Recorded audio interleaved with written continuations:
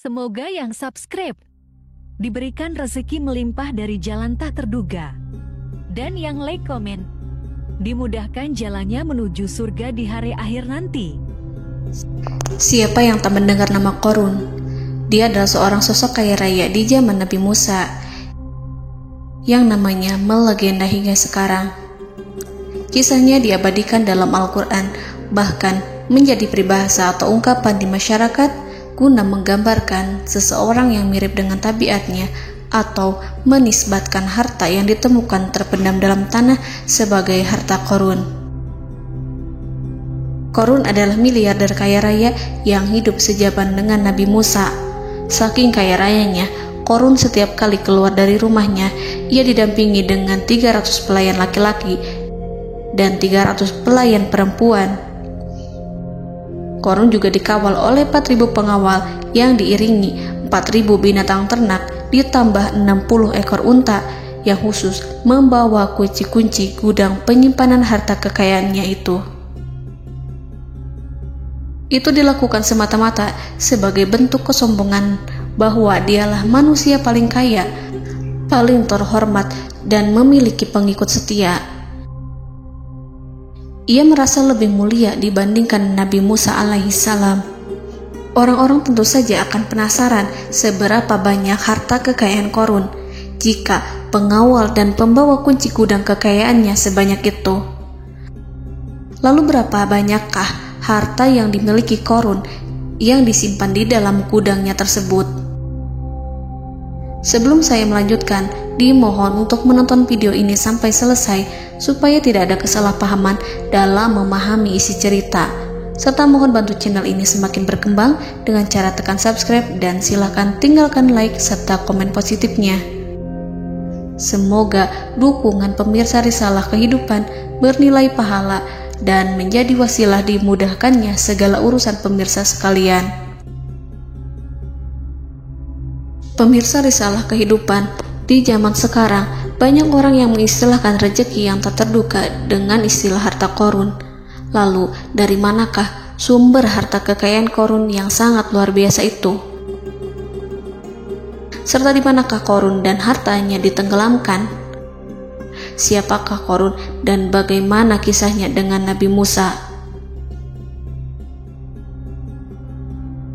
Qorun merupakan kaum Nabi Musa alaihissalam. Disebutkan oleh Ibnu Juraij, nama lengkap Qorun adalah Qorun ibnu Yashar, ibnu Qahis, ibnu Lawi, ibnu Ya'qub. Ia merupakan putra paman atau sepupu Nabi Musa alaihissalam. Pasalnya, Nabi Musa alaihissalam sendiri adalah putra Imran, sedangkan Imran adalah putra Qahis. Dengan kata lain, Qorun masih satu kakek dengan Nabi Musa alaihissalam, yakni kakek Qahis. Ia adalah umat Nabi Musa yang taat. Tidak hanya memiliki banyak harta, Qorun juga termasuk orang yang cerdas dan berilmu. Ia menguasai ilmu duniawi dan ilmu ukhrawi, dan tercatat bahwa Qorun adalah ahli di bidang kimia. Dirinya tercatat sebagai ahli kitab Taurat setelah Nabi Musa. Kepandaian Qorun dalam ilmu agama membuat dirinya sering disebut dengan ilmu nawir, atau orang yang memberi cahaya dan penerangan. Suaranya terkenal merdu dalam membaca kitab Taurat. Selain itu, Qorun juga lihai dalam berbisnis. Ia mengetahui trik investasi yang menguntungkan, serta jalur perdagangan internasional yang strategis di zamannya. Kekayaan Qorun begitu banyak, sebagaimana tercatat dalam surat Al-Qasas ayat 76. Sesungguhnya Qorun termasuk kaum Musa, tetapi dia berlaku aniaya terhadap mereka. Kami menganugerahkan kepadanya perbendaharaan harta yang kunci-kuncinya sungguh berat dipikul oleh sejumlah orang-orang yang kuat.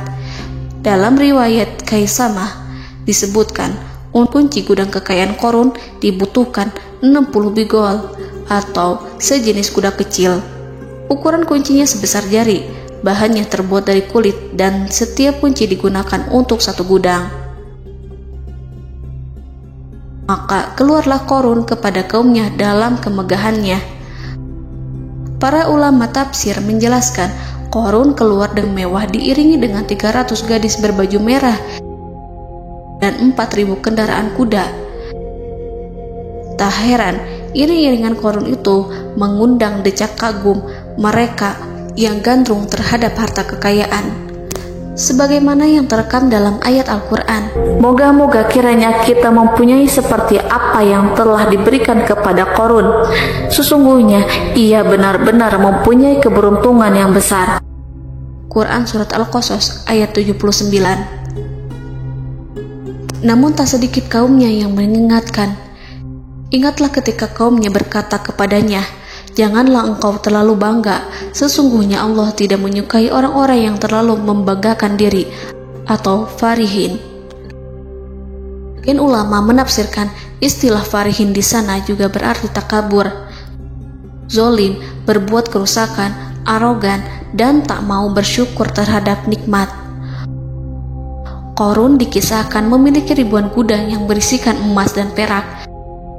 Bila keluar rumah, Qarun selalu berpakaian mewah dan dikawal 600 pelayan dan diiringi 4.000 ekor kuda serta 60 ekor unta yang membawa kunci-kunci gudang kekayaannya.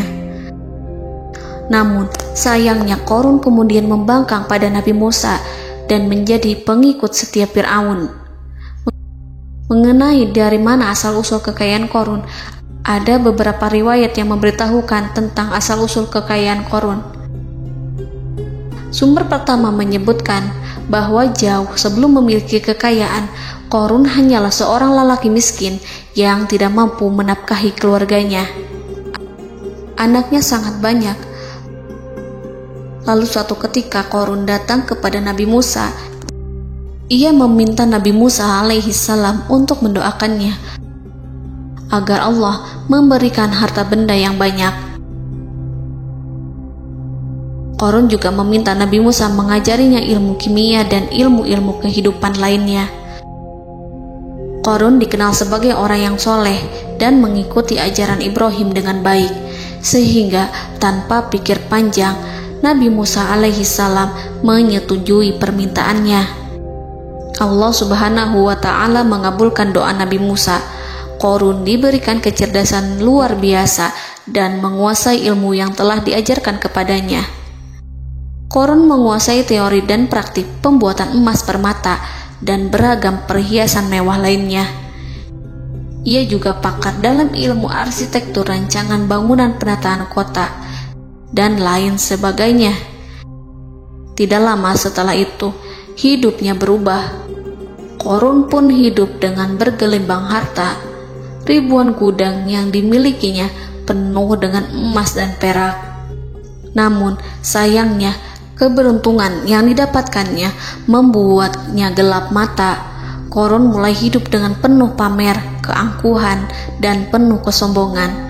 Kekayaan yang diberikan Allah Subhanahu wa ta'ala membuatnya lupa dengan Sang Maha Pemberi. Qarun merasa lebih terhormat dan mulia dibandingkan Nabi Musa. Ia pun akhirnya membelot dan durhaka pada Musa. Ia mengingkari janji-janjinya dulu dan beralih menjadi pengikut Fir'aun yang setia.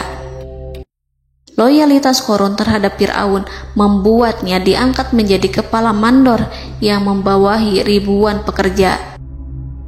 Dikisahkan bahwa Qarun bersikap semena-mena terhadap para pekerja. Ia tega memotong upah mereka. Ia melakukan korupsi demi membangun istana dan kemegahannya sendiri, dan untuk membangun gudang-gudang penyimpanan harta yang telah ia kumpulkan jauh-jauh hari. Ketika datang perintah zakat, Nabi Musa alaihi salam pergi menemui Qarun dan memerintahnya mengeluarkan zakat sebesar 1 dinar dari setiap 1.000 dinar hartanya, 1 dirham dari setiap 1.000 dirham, 1 kambing dari setiap 1.000 kambing, dan seterusnya. Setelah Qarun menghitung seluruh hartanya, ternyata jumlah zakatnya sangat besar. Kekikirannya pun mulai menghalangi hatinya untuk mengeluarkan zakat. Qarun enggan membayar zakat ketika Nabi Musa alaihissalam menagih zakat yang diperintahkan oleh Allah untuk ditunaikan olehnya. Ketika Qarun dimintai zakat, ia langsung marah dan tidak memberikan sedikit pun kekayaannya. Dia berpikir bahwa harta kekayaan yang dimilikinya didapat dari hasil kerja dan usahanya, dan tidak ada kaitannya dengan siapapun, termasuk Allah Subhanahu wa Ta'ala. Janji Qarun untuk lebih taat beribadah dan membantu sesama jika diberi kekayaan oleh Allah dilupakannya. Dia mempergunakan kekayaannya tersebut dalam kesesatan, kezoliman, dan permusuhan, sehingga membuatnya menjadi sombong dan terlena. Orang-orang beriman pada masa itu sering menasihati Qarun untuk bersyukur atas nikmat yang telah Allah berikan. Tetapi dia tidak mengindahkan nasihat tersebut. Dari sikapnya tersebut sudah jelas bahwa Qarun tidak membutuhkan nasihat kebenaran, bahkan merasa tidak takut dengan ancaman Allah. Sebab Qarun merasa sudah memiliki segalanya. Qarun merasa dirinya hebat dan pintar serta punya banyak pengikut setia, punya banyak pengawal dan merasa aman karena dekat dengan Raja Fir'aun. Qarun berkata, "Sesungguhnya aku mendapatkan harta ini karena ilmu yang ada padaku." Qarun sangat sombong. Ia merasa hartanya didapatkannya sendiri tanpa campur tangan dan kehendak Zat yang Maha Kaya, yakni Allah Subhanahu wa Ta'ala. Apakah Qarun lupa ataukah ia tidak tahu bahwa Allah telah membinasakan orang-orang sombong sebelumnya, yang bahkan lebih kuat darinya, yang lebih kaya darinya, yang lebih banyak pengawalannya, lebih kokoh dan tak terkalahkan dibanding dirinya? Karena terdorong sifat kikir dan angkuh, maka Qarun membuat rencana untuk melakukan tipu daya agar dia terlepas dari kewajiban membayar zakat. Dia ingin menjatuhkan nama baik dan citra baik Nabi Musa. Kemudian dia mengumpulkan tokoh-tokoh konglomerat Bani Israel.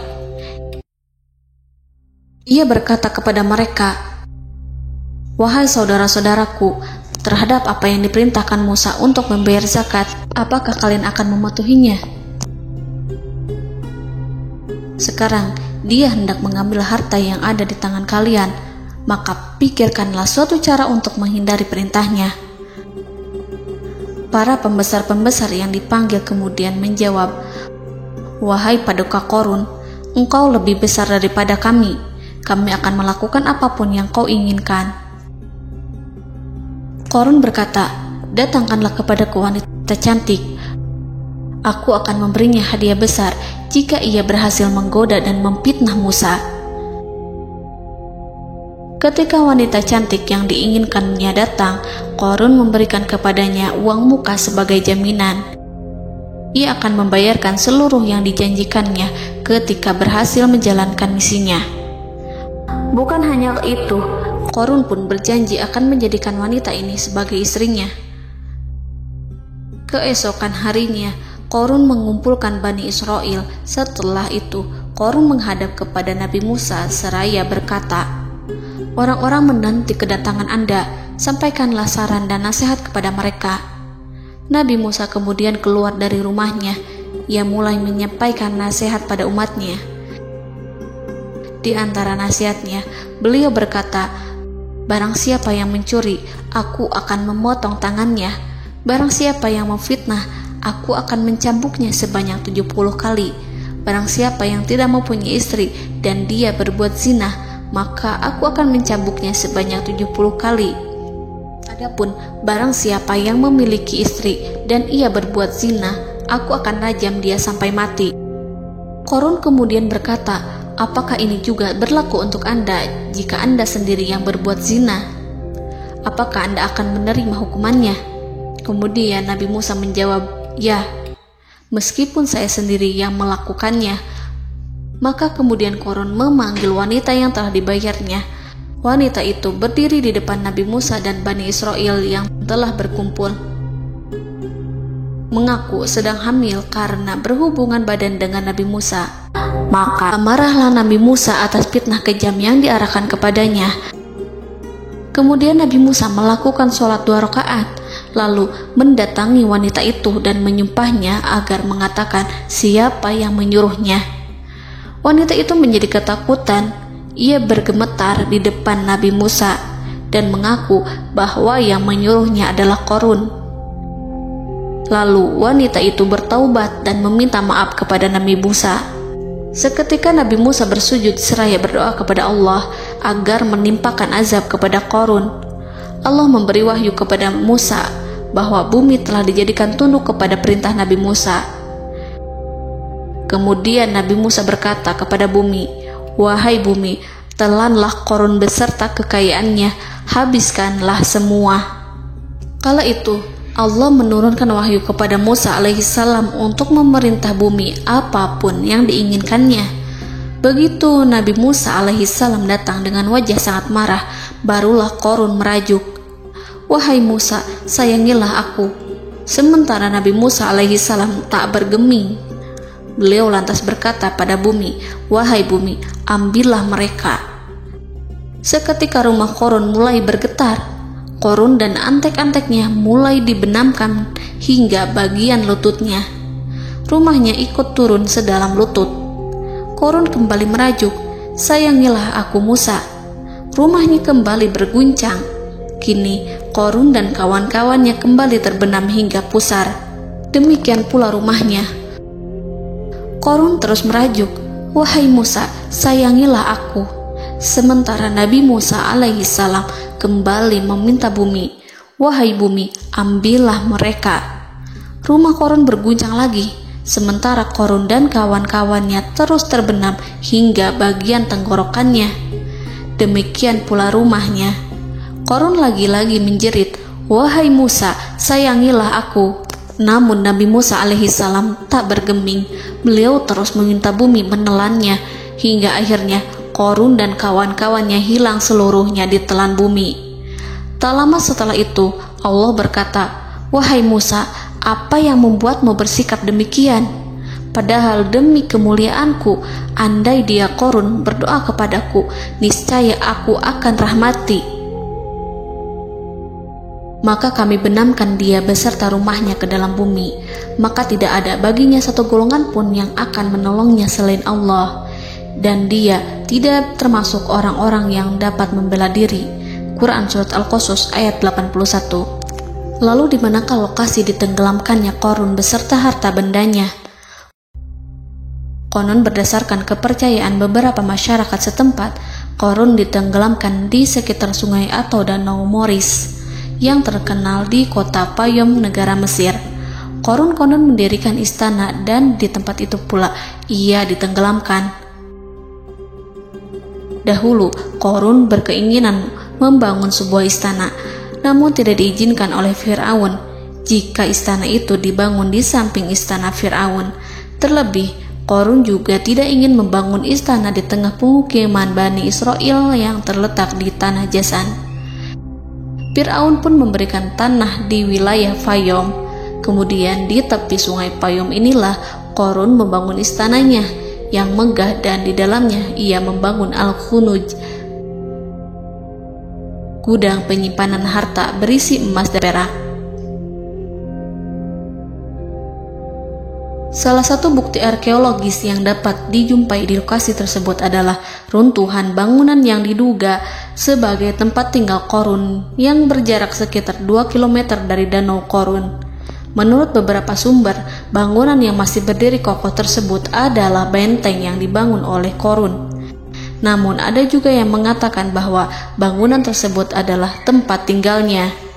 Wallahu a'lam. Semoga kita semua dijadikan orang yang Allah mampukan menjadi orang kaya namun tidak seperti Qarun